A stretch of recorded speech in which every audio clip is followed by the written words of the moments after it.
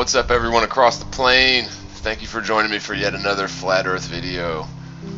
Since this will be my first FE presentation in 2018, I'll just do a brief overview of several proofs and arguments which completely decimate the conventional mainstream globular paradigm, quite literally.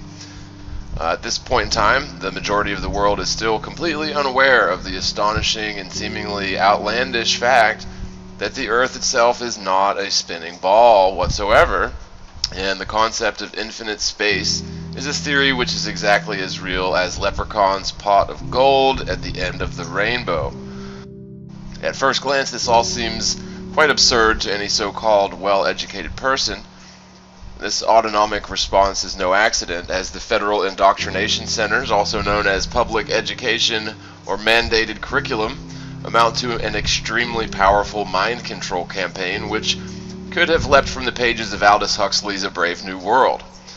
We're all conditioned to consider anyone questioning the notion of a spherical world twirling and orbiting through theoretical infinite vacuum of space must be uneducated or somehow mentally impaired. Of course, if any intelligent person takes the time to first try and disprove the theory of a spherical Earth, which is constantly experiencing acceleration due to theoretically traveling at mind-boggling speeds along multiple curvilinear paths, hurling through the infinite void, you will find that this rather silly notion is quite easily debunked. I've been told by staunch globe Earth believers that we flat Earth proponents are not allowed to disprove the globe Earth heliocentric theory in our arguments for a motionless planar Earth. This is, of course, the opposite of science, as performing observations and experiments in order to disprove an accepted theory is the most effective application of the scientific method. By attempting to disprove an accepted theory, the resulting data is neither good nor bad, regardless of the outcome of the experiment. If such experiments yield results which are in line with the accepted theory in question, then the accepted theory is only strengthened by more supporting data. If such experiments yield results which disagree with the accepted theory being tested, then we still benefit from what is called scientific progress, as new avenues of intellectual and scientific pursuit can be opened up, along with the inherent benefit of being closer to the truth, as a previously accepted theory has been shown to be an error to some degree or another. When society becomes emotionally attached to a theory, to the degree which people refuse to consider alternative hypothesis, this is a problem. When this very same emotional and financial attachment to the accepted bizarre and preposterous theories of the universe and globes in space prevents scientists at all levels from performing their basic function, which is, of course, attempting to disprove standing and accepted theorem, then we are all doomed to suffer under a dark age of ignorance for God knows how many more generations. On the other side of this token, as opposed to disproving the spherical Earth theory, which is, quote, not allowed according to many a staunch globetard, there is plenty of quite obvious and verifiable evidence to prove the Earth is indeed flat and motionless. It stands to reason that if the world itself displays exactly zero overall curvature, then it could not possibly be a sphere of any sort. In fact, if even one single piece of evidence supports the claim that the world has no curvature, then this debate should be over. However, the institutional mind control programming simply does not allow people to accept the fact that the Earth doesn't have curvature. Instead of accepting this fact, they will instead dismiss the information as it doesn't nicely fit into their worldview, constructed by the aforementioned federal indoctrination campaign, which has been brainwashing children for many generations in most of the modern world to varying degrees. The same can be said about hypothetical geological motion, or the lack thereof. If one single experiment or observation disproves the theory that our world is in constant rotational and orbital motion, then the notion of a spinning and orbiting world should be dismissed as a failed theory. Unfortunately, it is impossible for people to take this rather simple data at face value, and they will often invent apologetic excuses for the theory of a spinning ball Earth, For the idea of a motionless planar Earth does not fall within the realm of possibility, according to their pre-approved, pre-programmed paradigm, courtesy of the federal indoctrination systems and mandated curriculum. Of course, the indoctrination system is heavily reinforced by the mainstream media in pretty much all forms.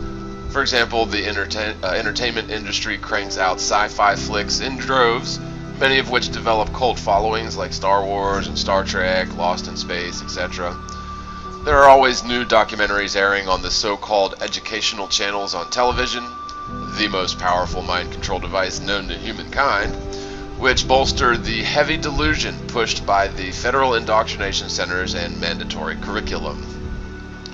And let's not forget the most influential force holding up the preposterous heliocentric model, good old peer pressure.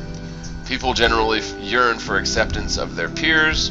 People generally want to fit in with society for some reason. If questioning the shape and nature of the world gets one ridiculed or worse, many people will subconsciously side with the larger group and will avoid the topic in order to save face or preserve the acceptance of their peers. This fact applies to so-called scientists or alliantists to a much higher degree than your average Joe, especially when it comes to dogmatic theories of science based in fantasy, specifically the heliocentric ball Earth theory, for the sake of this video. In this video, we'll cover a variety of proofs spanning all three of these areas: disproofs of the heliocentric model, proofs of a motionless plane Earth, and peer pressure. Well, we'll just go with the first two. So first we'll cover disproofs of the globe or heliocentric theory in the moon phases, orbital mechanics, inner solar system, eclipses, and Polaris or precession.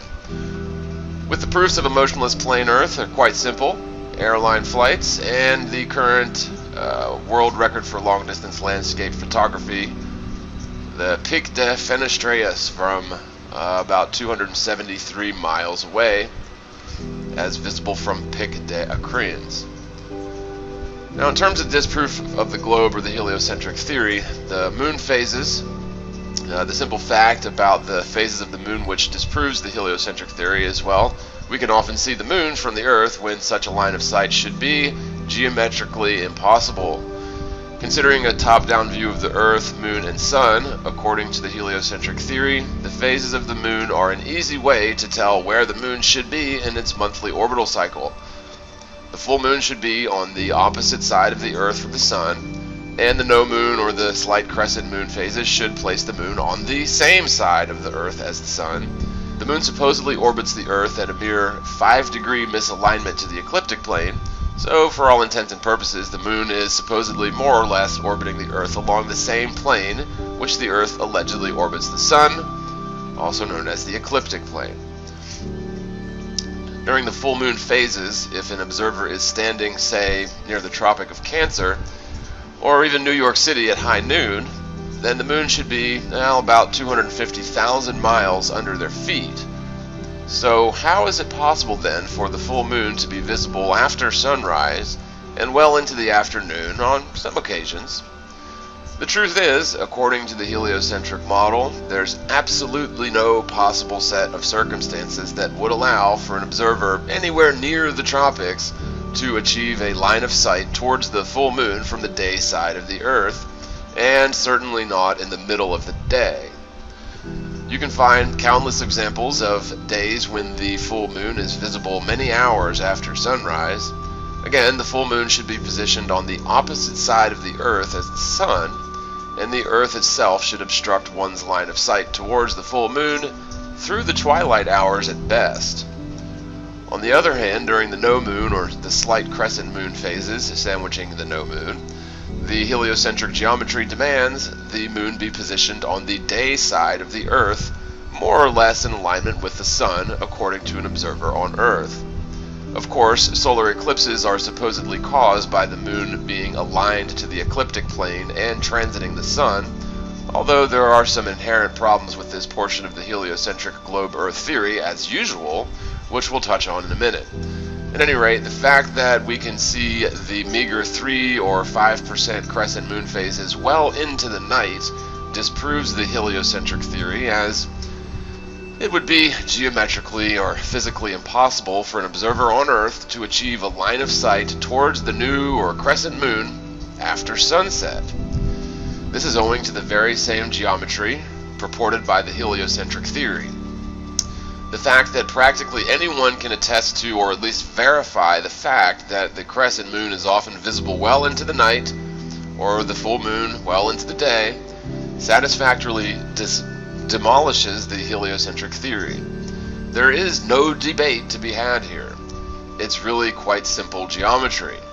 Whenever this argument is made, we will invariably find one or two so-called people spouting endless nonsense about how large space is and how TheMorgile is a dumb flat earther, doesn't understand physics, or TheMorgile, you're not allowed to disprove the heliocentric theory when making a case for the obvious fact that the world is a motionless plane. Although many flat earth proponents are modern unsung heroes who volunteer countless hours of their time promoting the truth about flat earth, all while risking their reputation or professional credibility for the sake of our brothers and sisters realizing this astonishing and life-changing truth, it cannot be denied that a handful of personalities known as devout round-earth internet trolls or virtual relentless globetards somehow manage to spend more time arguing with flat earthers online than the flat earthers themselves spend raising awareness to this extremely important truth. It's really quite bizarre the amount of time and energy spent by the trolls and virtual relentless globetards trying to discredit, ridicule, or character assassinate flat earth proponents, yet they never seem to make a solid case for the spinning ball earth for all their troubles and posturing. You'd think it would be a cinch for all the smarty pants globetards who perpetually smear the internet with claims about how stupid flat earthers are to show a single shred of evidence for simple things like geological curvature or supersonic axial rotation of the earth. Yet, we never do get a single shred of anything even resembling physical evidence to support the absurd belief in a spinning ball earth. The only logical conclusion that one can draw regarding the trolls acting as antagonists to the flat earth awakening is that they are being paid to disrupt the flat earth awakening by relentlessly arguing points which prove nothing, yet have a sociological effect on those who are new to the topic by creating the appearance that the globetards have a valid argument when in fact they do not. Indeed, there is no evidence anywhere in the world to support the theory that we live on a spinning ball, yet the trolls have one major advantage. That is, of course, popular opinion. The things which everyone knows. For example, everyone knows we live on a spinning ball, so the person arguing for a flat, motionless Earth is going to be taken as a joke by default. When you add the never-ending circular arguments from the relentless, full-time hecklers and trolls into the mix, it becomes more and more difficult to gain the attention of those who are new to the topic. Those free thinkers and dedicated researchers who are able to get past the childish antics of the trolls, there is yet another layer of deterrent surrounding Flat Earth in the form of misinformation. It can be daunting to sort through the wealth of material online related to Flat Earth and find genuine voices or reliable sources related to Flat Earth due to the sheer amount of misinformation, theoretical conjecture, and often completely nonsensical opinions posing online as so-called Flat Earth proponents or Flat Earth proof. There are plenty of sound, logical voices in the Flat Earth movement, but we all must be vigilant to prove all things to ourselves, to avoid repeating or believing things we've heard because they fit neatly in with our new post-round Earth paradigm. After casually observing the behavior of globetard trolls who are so consumed with trying to discredit and ridicule Flat Earth proponents or convince others online that the topic of Flat Earth is stupid, yet these same people somehow refuse to absorb or even acknowledge a single ounce of the evidence that we've collectively compiled over the years, which utterly decimates the theory of a spinning ball Earth. It has become obvious that they are not spending all their time online bickering with Flat Earthers on their own volition. This may sound a bit paranoid at first, but there's really no way to deny the fact that at least some of the well-known globehead trolls must have some motivation to spend all of their time discussing a topic which they allegedly believe is stupid and a waste of time. The same trolls who apparently spend every waking hour regurgitating the jargon involved with the ball Earth theory, apologizing for the spinning sphere Earth and all its shortcomings, while blatantly ignoring all facts which disagree with the notion of a spinning ball Earth, will of course never provide an explanation or argument showing how the full moon could possibly be visible during the day, or the slight crescent moon phases well into the night. According to the geometry laid forth by the logically repulsive heliocentric model, there's no possible way for an observer to witness either a full moon during broad daylight or a slight crescent moon in the dead of night, period. Instead of considering these blatant examples of how the globe Earth theory does not jive with plainly observable reality, they will instead make unsubstantiated claims or simply attack the character or sanity of the person pointing out such deal-breaker pieces of evidence which completely refute and falsify the heliocentric theory. They will claim that flat earthers are morons who don't know how to science, because everyone knows the Earth is a spinning ball, so there must be some logical explanation for such impossible lunar observations according to the ball Earth theory. Although I have covered this spectacular proof that anyone can verify in other videos, I wanted to make the arguments as clear as possible so as to avoid the endless bickering and name-calling and confusion and conjecture which is sure to follow from Team Globetard. The geometry involved is extremely simplex, however it requires one to suspend their devout belief in a spinning sphere Earth, just for argument's sake. If anyone still doesn't understand this major flaw in the heliocentric theory, let's say a camera is mounted on a very large opaque ball which is, say, 100 foot in diameter. The spherical ball camera mount is fixed to a vertical axis of rotation, allowing the mounted camera to rotate 360 degrees upon the vertical axis along the equator of this ball. We'll say the camera's field of view is 180 degrees, which is being generous to the globe Earth theory, erring on the side of caution. The camera's field of view represents the line of sight of an observer on the Earth, and the spherical rotating camera mount represents the hypothetically rotating ball Earth. To start the experiment, we'll place the camera and assembly on the shore of some large body of water, and in the middle of the water, say half a mile away, there is a buoy representing the moon. So we'll adjust the assembly so that the buoy is in the center of the mounted camera's viewfinder. We'll call this camera setting A, which represents an observer looking at, say, the full moon at midnight. For the next step in this experiment, simply rotate the spherical camera mount 180 degrees so that the camera is pointed away from the water. This setting would represent the same observer 12 hours later than setting A. Naturally, we'll call this camera setting B. With this very basic experiment in mind, what would you predict has occurred in terms of the position of the buoy according to the mounted camera's viewfinder at camera setting B? A. The buoy would still be dead center of the frame just as it was in position A, or no change in the view. B. The buoy would still be within the field of view of the camera, but not directly in the center of the frame. A slight change in the view. C. The buoy would be partially in frame, partially out of frame in the viewfinder, or a major change in view. Or D. Neither the buoy nor even the water would be visible in the viewfinder, or a complete 180-degree change in the view. Of course, if you predicted D, indeed you would be correct. Geometrically speaking, it would be physically impossible to capture the buoy in the viewfinder at camera setting B. This basic experiment, which anyone can replicate, as if such an experiment is at all necessary to prove this point, will invariably show that under no circumstances could the buoy, or even the body of water, be visible from a camera setting B. It really doesn't get much more simple than this.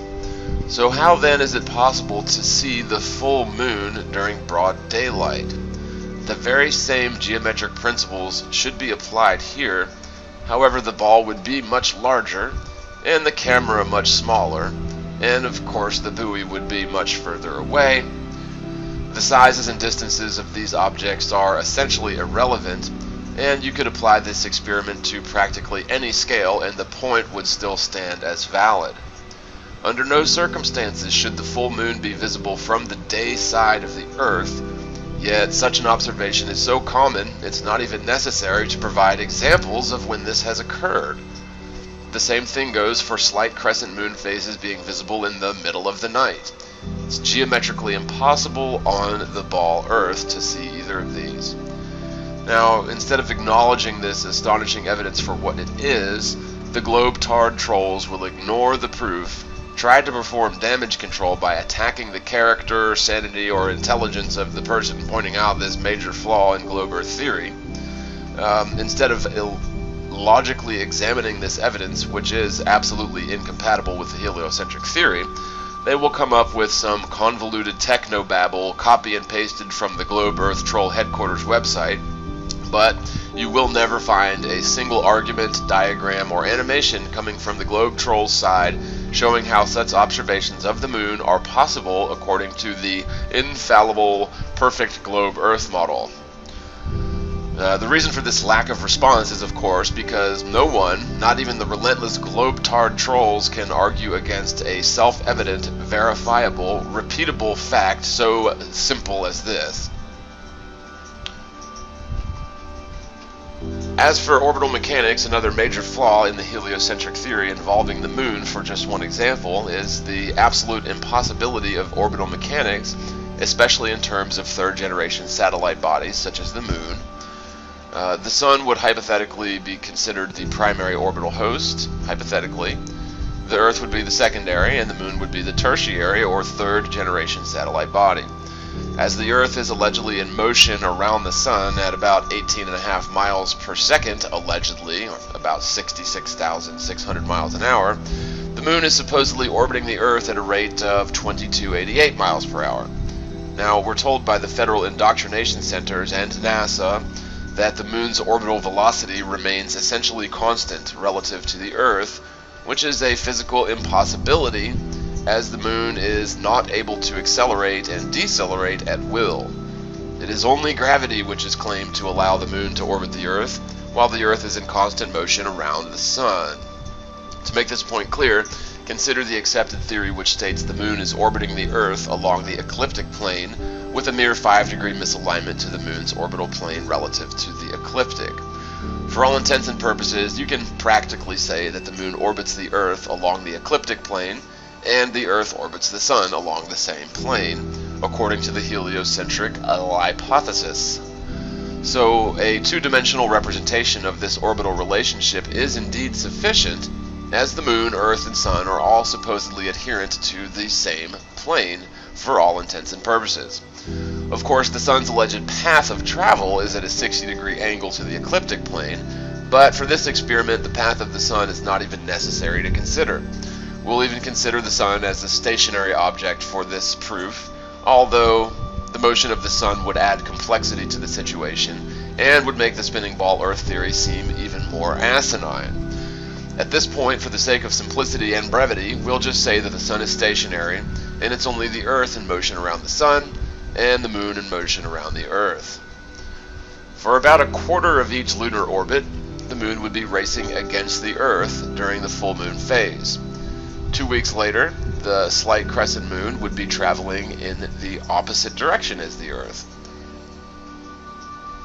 During one monthly half-moon phase, the Earth would be racing towards the Moon at nearly 70,000 miles an hour, and 2 weeks later than that, the Earth would be racing away from the Moon at nearly 70,000 miles an hour. One of the questions we'll attempt to answer with another experiment and a dash of common sense is simple.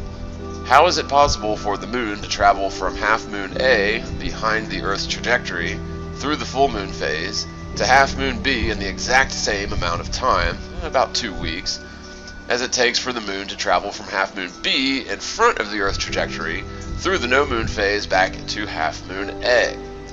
Remember, the Earth and Moon are supposedly traveling through a vacuum, and the only acceleration provided to the Moon is the theoretical gravitic relationship between the Earth and the Moon.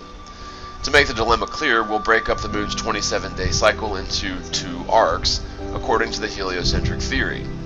Arc X will consist of half moon A traveling through the full moon phase to reach half moon B, and arc Y will consist of half moon B traveling back through the no moon phase to reach the original starting point of half moon A.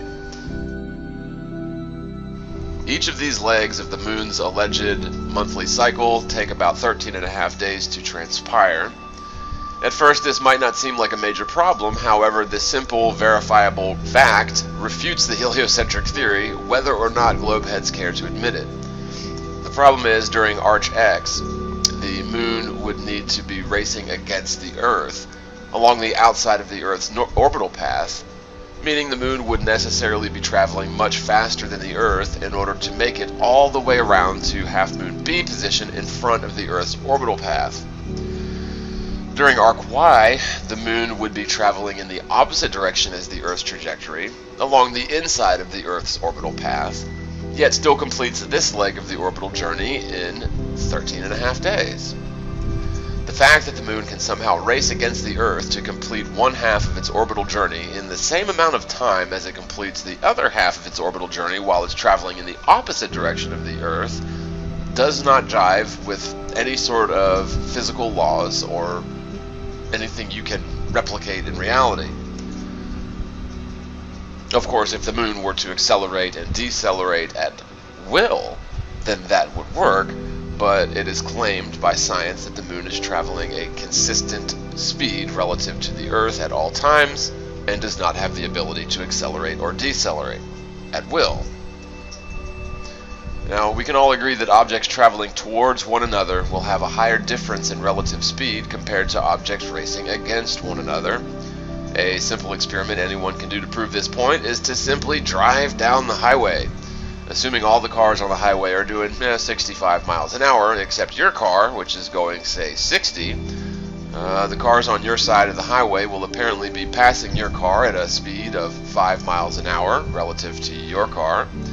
And the cars on the opposite side of the highway will be traveling at a rate of 125 miles an hour relative to your car.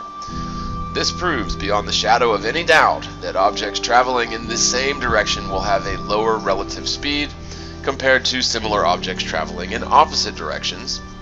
So, while the moon makes the first section of its monthly cycle, the Earth would represent traffic on the same side of the highway, moving in the same direction as the moon itself. During this leg of the journey, the Earth and moon would be racing against one another. Again, this portion of the cycle takes 13.5 days. For the second leg of the moon's alleged orbital path, the Earth and moon would be, hypothetically, traveling towards one another, much like the cars on the opposite side of the highway described in the previous mind experiment. Using basic logic and common sense, what would you predict in terms of the duration for the moon to traverse through arc Y of this orbit? Would you predict the duration of the moon to traverse through arc Y would be A, equivalent to the duration of arc X, B, greater than the duration of arc X, or C, shorter than the duration of arc X? Now, logic, common sense, and rudimentary laws of physics demand that the moon complete its journey through arc Y much more swiftly compared to when it traveled through arc X.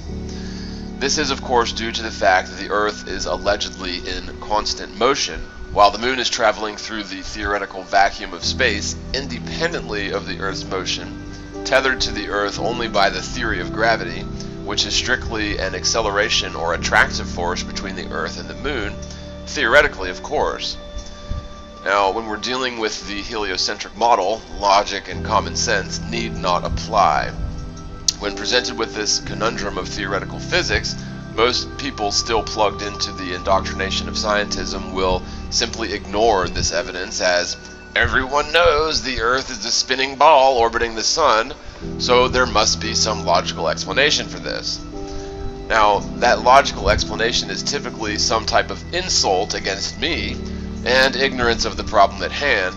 However, at the end of the day, the only argument which Team Globetard has against this verifiable fact is something along the lines of, well, the moon is tethered to the Earth's velocity at all times, so it doesn't matter whether the moon is traveling with the alleged orbital flow of the Earth or against it. In other words, Team Globetard will argue that basic physics involving relative speed demonstrated in the previous experiment involving highway traffic do not apply to orbital mechanics. They will claim that while the moon is traversing arc Y, it doesn't matter how fast or in which direction the Earth is traveling, as the moon is always traveling with the Earth's orbit as a base reference frame, while the moon is also traveling in the opposite direction as the Earth simultaneously. Now, this may seem well and good if you fail to use critical thinking or common sense and abandon all reason and logic. Quite simply, the moon's journey from half moon A to half moon B through arc X should be a much longer distance compared to arc Y, since the Earth is allegedly in motion, at a rate which is about 30 times greater than the rate of the moon's orbit relative to the Earth. During the second arc of the moon's orbit, the distance the moon must travel to return to the position of half moon A would be greatly diminished compared to the first arc, as the Earth would be racing towards the moon, much like traffic on the opposite side of the highway. Quite simply, the perfectly symmetrical balance of the time it takes the moon to phase from one half moon to the other, and vice versa, disproves the heliocentric theory. Arc X should absolutely take the moon much longer to complete than arc Y, due to the fact that the Earth is in constant motion, and the moon is incapable of intelligently accelerating or decelerating in order to keep its relative speed to the Earth a consistent 2288 miles an hour. In order for this to work, in theory, the moon must accelerate starting at point A to exceed the velocity of the Earth along the outside of the Earth's orbital path, no less, reaching point B in just 13.5 days. Then, the moon would need to greatly decelerate starting at point B, come completely to a halt somewhere around the no-moon phase, and even travel backwards or retrograde in its orbital path through the inside of the Earth's orbital path, while the Earth hauls ass towards the moon in order to ensure that the moon arrives back at point A in 13.5 days, just as it did in the previous arc. This is all physically impossible, as there is no gas pedal or brakes controlling the moon's speed that we're aware of, yet such intelligent controls would be necessary to keep the moon's speed consistent relative to that of the Earth. But the problems with orbital mechanics don't end there. We're expected to believe that it is the Earth's gravity which provides the acceleration needed to slingshot the moon around the Earth to kick off arc X of the moon's orbital trajectory. Such a maneuver would demand a tremendous amount of acceleration, catapulting the moon from position A nearly 1,000,000 miles around the Earth to reach position B, or the half-moon phase in front of the Earth's orbital path. It's claimed that gravity and only gravity are what provide the mind-boggling accelerated force needed to slingshot the moon around and in front of the Earth. Now, the acceleration lent to the moon by the Earth's gravity must be extremely powerful indeed. The problem is, where exactly is that tremendous acceleration due to gravity when the moon begins arc Y of its cycle? Is it absent? What could possibly cause the moon to decelerate at this point, to the degree where it would take a full 13.5 days to complete arc Y of the journey, while the Earth is traveling in the opposite direction as the moon? Quite frankly, at this point in the moon's orbital cycle, the Earth would be racing directly towards the moon, while the gravity of these two objects should be an attractive acceleration between the two. Since the moon is about 250,000 miles away from the Earth, allegedly, and the Earth is supposedly traveling at 66,600 miles an hour, then the Earth should only have to travel for about 3 hours 45 minutes before crashing directly into the moon, max. When you couple the alleged gravitational attraction with the velocity of the Earth, then the two objects, the Earth and the moon, we should technically crash directly into half moon B in less than 3 hours. So where has the gravitational force powerful enough to slingshot the moon past the Earth during the previous segment gone? Again, is this attractive force absent? Is gravity now a repelling force between the Earth and the moon? Or is the heliocentric theory a giant steaming pile of horse dung? Globeheads love to argue that orbital relationships are closed systems, somehow exempt from basic laws of bodies in motion. Such arguments are not based in facts or repeatable physical experiments, but are instead based upon an emotional attachment to ball Earth theory. One cannot demonstrate a situation where relative speed between objects in motion is somehow not affected by the object's direction of travel or velocity, yet that is exactly what we're expected to believe is occurring to allow for the 13.5 half-moon to half-moon duration in either direction of the moon's alleged orbital travel. Now, such arguments are not based in facts or repeatable physical experiments, but are instead based upon an emotional attachment to ball Earth theory. Now, we're expected to believe that the moon's speed relative to that of the Earth remains consistent throughout the month, while the Earth and the moon are sometimes traveling in similar directions, sometimes traveling in opposite directions, and everything in between. The level of stupidity and ignorance needed to adhere to the belief that the world is a spinning ball still doesn't cease to amaze me, and I've been intimately following this topic for nearly 3 years now. Now, this is not to say that everyone who believes they live stuck to the side of a spinning ball in the void of space is stupid or ignorant. No, I'm not saying that. We can't be blamed for the indoctrination which was forced upon all of us since we were old enough to think. On the other hand, however, many of the people clinging to the globe Earth theory, in spite of the mountains of evidence presented to them to the contrary, would certainly fall under the banner of ignorant, in my opinion. Now, eclipses also provide excellent data which we can use to disprove the heliocentric theory. Focusing strictly on solar eclipses, it's claimed that the moon, a 2,000-mile diameter sphere some 250,000 miles away, is transiting the sun, according to an observer on Earth, to produce the phenomenon of a solar eclipse.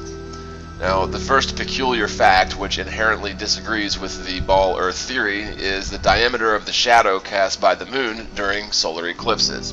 Typically, the diameter of the moon's shadow is about 50 miles during a total solar eclipse. However, there are examples where the moon's shadow or eclipse signature point is less than 2 miles in diameter. And it stands to reason that the shadow of the moon should be at least 2,000 miles in diameter, based on any experiment one can conduct involving light and shadow. In reality, shadows typically form a conical shape diverging away from the object obstructing the light source. And at the very least, the shadow of any object will be at least as large as the cross-section of the object obstructing the light source. Unless you can employ convex lenses, assemblies positioned to invert the divergence of the light source, there is no way for an object to cast a shadow which diminishes in angular size proportionally with distance from the obstruction. Yet, that's exactly what is claimed by Team Globetard in order to apologize for the peculiar fact that the moon's shadow doesn't even represent a single % of the alleged actual size of the moon.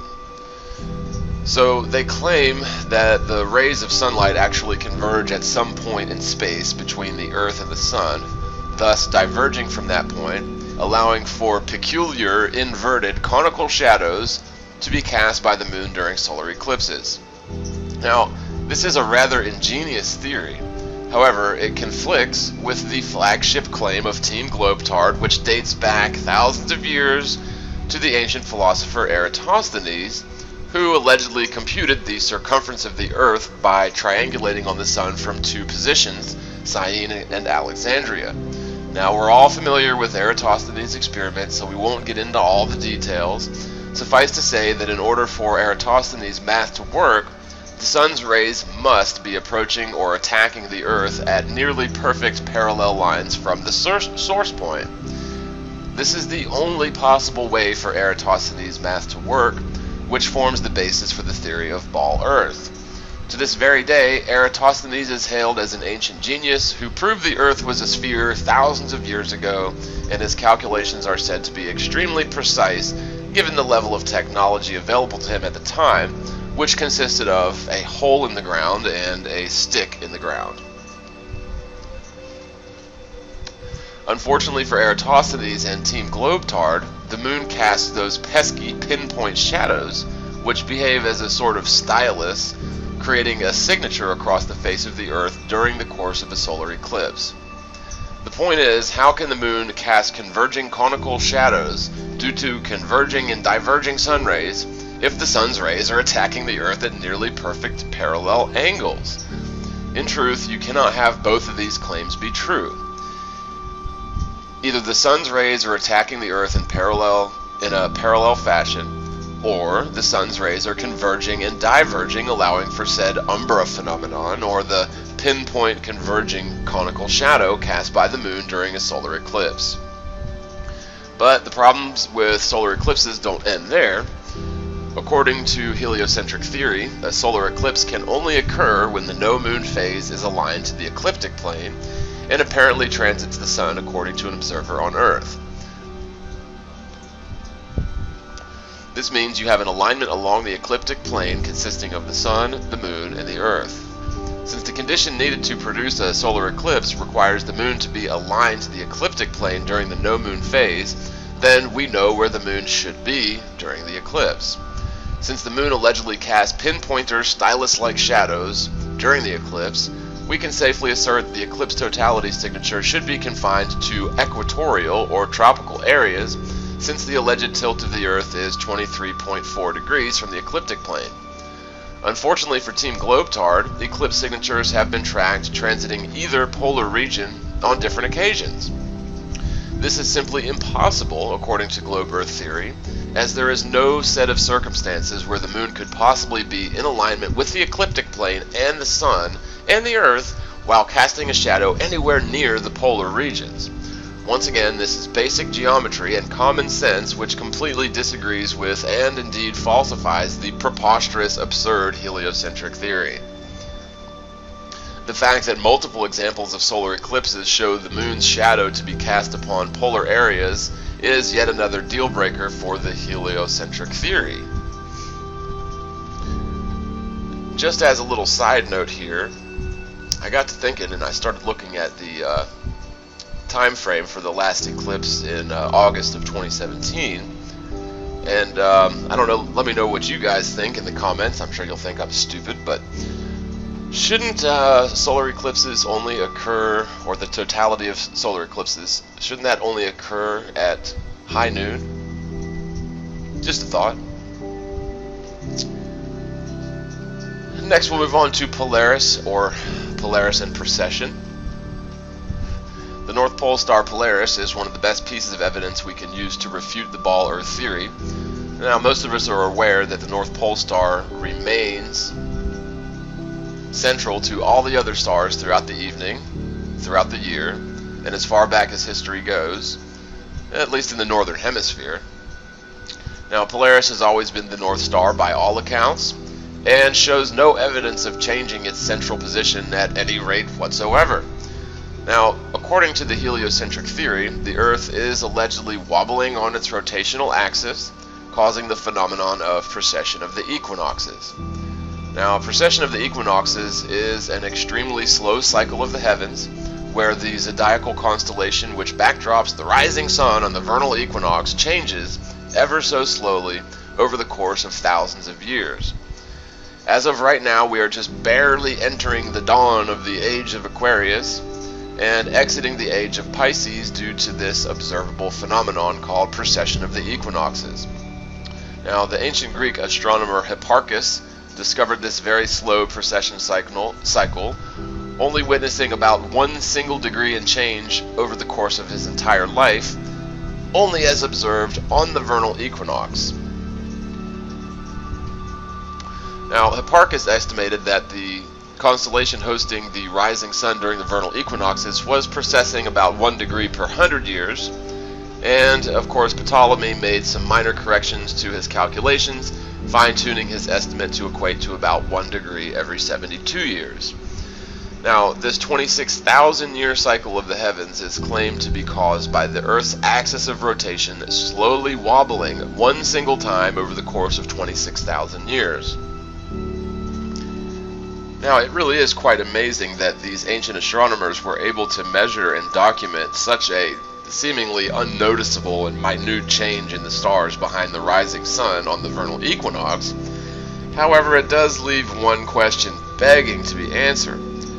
Now, if Hipparchus and Ptolemy were so very meticulous and astute to recognize this practically unnoticeable change, which is only observable once per year on the vernal equinox, would they not have noticed the North Pole star shifting out of its position central to all the other stars in the sky? I mean, let's give these guys a little credit here. If they noticed 1 or 2 degrees in changes in the zodiacal constellations hosting the rising sun over the vernal equinox, surely they would have noticed Polaris itself losing its central position relative to all the other stars in the sky as visible any old day of the week, right? So if the Earth's axis is indeed wobbling 1 degree over 72 years, then the most obvious point in the sky to show evidence of this axial precession would certainly be the North Pole star Polaris. If the axis of rotation is indeed precessing 1 degree over 72 years, then it should precess a half a degree over 36 years, a quarter of a degree over 18 years, and etc. Now, we're not talking about degrees in space, but rather arc minutes of this alleged wobble cycle of the Earth's axis. But still, if the Earth were indeed a spinning ball, and the extremely distant star Polaris, allegedly, is aligned to our measly, arbitrary axis of rotation right now, then 18 years ago, it should have been a quarter of a degree misaligned to the axis of rotation. 36 years ago, it should have been a half a degree misaligned to the central location aligned to our hypothetical axis. Now, the half a degree and change over the course of 36 years doesn't sound like much. However, since the time of Ptolemy and Hipparchus, Polaris should have moved out of line with the axis of rotation a full 27 degrees of the circumference of the alleged wobble of the Earth. Now, this would certainly be noticeable even to a casual observer, let alone meticulous seasoned astronomers, yet no such evidence can be found to support the notion that our axial alignment with Polaris is experiencing the effects of axial precession. So, if ancient astronomers were sharp enough to document a single degree in change of the zodiacal constellations only observable once per year during the vernal equinox over their entire lifetime, surely they would have noticed a similar amount of change to Polaris's centrality relative to the other stars in the sky, observable on a daily or nightly basis. Indeed, if axial precession were causal of the precession of the equinoxes, the North Pole star would be the most obvious piece of evidence to support the theory, yet not one shred of evidence exists to support the notion that Polaris has ever, nor will it ever be moved from its location central to all the other stars in the sky, which create rings concentric with Polaris every day. If our alleged axis of rotation were misaligned even a quarter of a degree from its alignment with Polaris, it would be obvious to laymen and astronomers alike to assume that Hipparchus and Ptolemy discovered precession of the equinoxes by observing and documenting the zodiacal constellations during the sunrise of the vernal equinox, yet they were somehow too daft to realize that Polaris was also phasing out of alignment with our so-called axis of rotation is a major stretch indeed.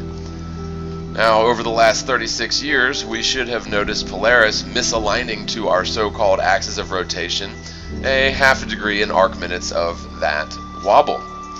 Now, the fact that Polaris never loses a smidgen of its nearly perfect centrality to the other stars completely refutes the notion that axial precession is the cause of precession of the equinoxes. So next we'll move to a couple of simple proofs of a motionless plane Earth. The first thing I'll point to is the fact surrounding airline flights. And the fact that the world is completely at rest is something which is easily proven in this regard. Now, it's claimed that we're all constantly zipping along a curvilinear path at varying velocities depending on our latitude, in most cases faster than the speed of sound, due to the alleged rotation of the Earth. So, while we're standing still here in Florida, we're supposedly racing eastward at around 1,000 miles an hour, while vertically descending along the Earth's curve at around 135 miles an hour squared, relative to a tangent line from any given starting point. While there is absolutely no evidence to support this wild, accelerative motion due to traveling at a consistent speed along a curved path, there is, of course, plenty of physical evidence to support the fact that the world is at rest. While it would be painfully obvious if we were indeed traveling along a curvilinear path at such ball-breaking velocities, the religion of scientism claims that the rotation of the Earth is a fixed frame of reference without any sort of acceleration. This is, of course, abject nonsense, as anyone can verify that whenever an object travels along a parabolic curve at a consistent speed, acceleration is experienced in the form of angular acceleration manifested as centrifugal force. To claim that standing upon the outer edge of a rotating sphere would amount to a fixed frame of reference without acceleration is completely asinine and contrary to all the basic laws of physics. Yet, that is the stance which must be held by globetards, as there is absolutely zero acceleration experienced on the ground in reality, even at the equator.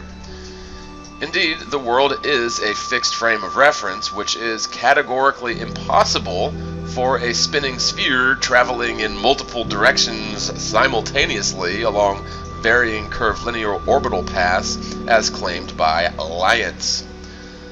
Anyone who makes this claim regarding the fixed frame of reference of the spinning ball Earth is regurgitating what they were taught in school, but are refusing to use their brain in order to preserve and protect their illogical paradigm because it's comfortable to them.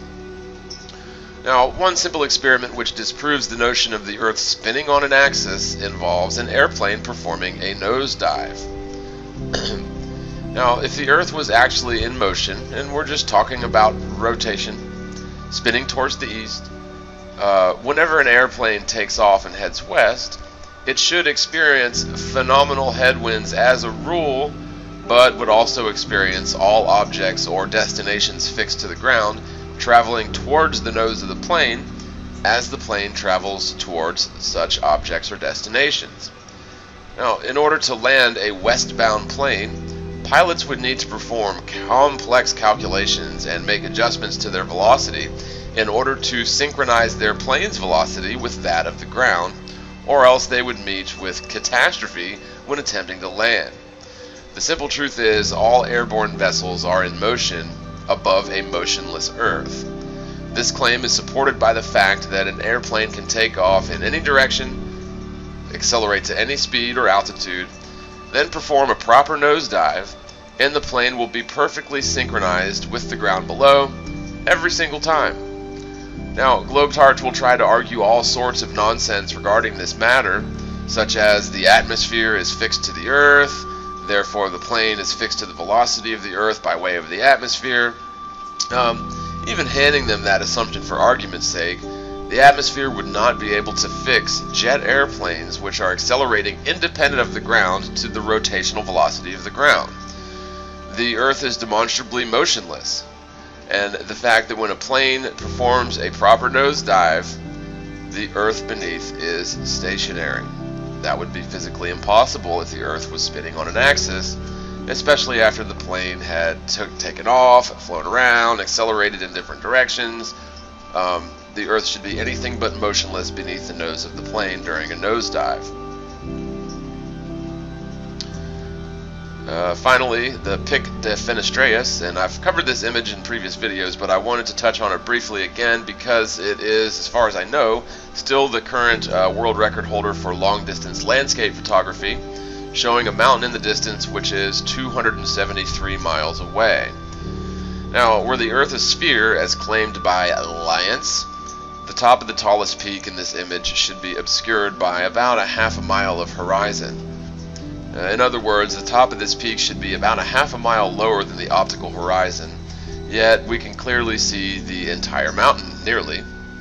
This is categorically impossible, assuming a ball Earth, even from the high elevation vantage point of the observer here. So, if we've got this categorically impossible observation on a ball Earth, do we go on assuming the Earth is a ball, or do we have to look at some other options which have been proven insofar? Now, globe heads will of course argue that refraction causes the light bouncing off the mountain range to raise up about 2 miles vertically to cast the illusion of a flat Earth on this spherical Earth. However, this is the opposite of how refraction works in reality. Light will bend through different media, and that's demonstrable. However, it will typically bend towards the higher density gradient, which will always be downward on Earth. The atmosphere plane is thicker near the ground than it is at higher elevations. Therefore, light waves will tend towards the ground, not up into the sky. So technically, we should have a situation here where the inbound light waves cause the mountain range in the distance to appear lower than it actually is in reality, and not higher up. But of course, who gives a damn about facts when we're talking about the nature and shape of the world that we live on? So what will globeheads do now to preserve their ridiculous belief system? Is it possible for you to consider the seemingly crazy idea that the Earth is actually not a ball at all, it's not spinning around in space, and it's in fact a motionless plane? Or will we as a society continue brainwashing our children into believing a failed hypothesis because we really love giant balls?